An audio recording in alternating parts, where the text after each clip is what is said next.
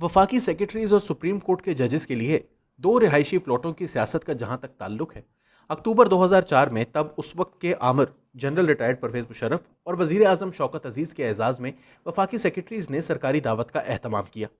इस मौके पर काबीना सेक्रेटरी ने वफाकी सेक्रेटरीज के लिए दो रिहायशी प्लॉट्स देने का मुतालबा किया। परवेज मुशर्रफ ने उसी वक्त इसकी मंजूरी दे दी। उन्होंने ऐलान किया कि हर वफाकी सेक्रेटरी जो 2 साल से ग्रेड 22 में खिदमात अंजाम दे रहा है, इसे इस्लामाबाद में दूसरा रिहायशी प्लॉट भी दिया जाएगा।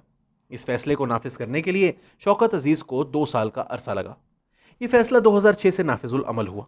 दूसरे प्लॉट के अलावा वफाकी सेक्रेटरीज को बाद अज रिटायरमेंट मराआत भी हासिल रहेंगी, जिसमें ताहियात, ड्राइवर और अर्दली भी शामिल हैं। इब्तदा में यह पॉलिसी वफाकी सेक्रेटरीज के लिए मुतारिफ करवाई गई, लेकिन बाद अज़ां से ग्रेड 22 के तमाम अफसरान के लिए तौसीह दे दी गई। साबिक चीफ जस्टिस इफ्तिखार मोहम्मद चौधरी ने 3 नवंबर 2007 को परवेज मुशर्रफ की जानिब से इमरजेंसी के ऐलान से कबल 2 प्लॉट पॉलिसी का अज खुद नोटिस लिया। ताहम साबिक सुप्रीम कोर्ट के चीफ जस्टिस दर्जन भर जजों समेत मुअत्तल कर दिए गए और डोगर अदालत ने चीफ जस्टिस का अज खुद नोटिस मुस्तरद करते हुए हुकूमत की 2 प्लॉट्स पॉलिसी के हक में फैसला दे दिया। बाद अज़ां परवेज मुशर्रफ ने इस पॉलिसी में तौसीह करते हुए सुप्रीम कोर्ट के जजेस को भी शामिल कर लिया, जो तमाम पीसीओ जजेस को दिए गए। जब जस्टिस इफ्तिखार चौधरी बहाल हुए तो उन्होंने इस पॉलिसी को हाथ नहीं लगाया, जबकि कौमी असम्बली की पब्लिक अकाउंट्स कमेटी की जानिब से 2 प्लॉट पॉलिसी मुस्तरद किए जाने के बावजूद पीपल्स पार्टी के दौरे हुकूमत में इस पर अमल दरामद हुआ।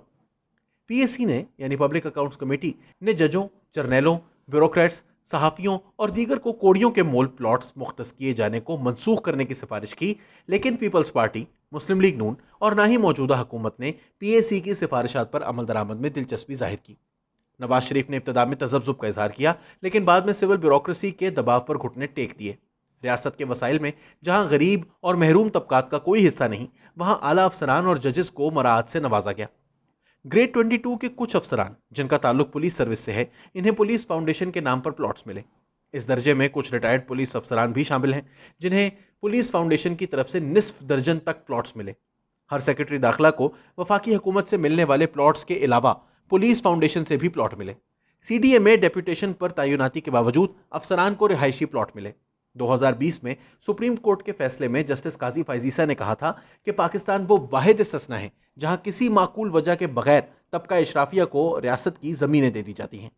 इमरान खान हुकूमत के एक वजीर ने कहा कि हुकूमत इस बारे में सुप्रीम कोर्ट के फैसले के अहम नुकात का जायजा लेगी।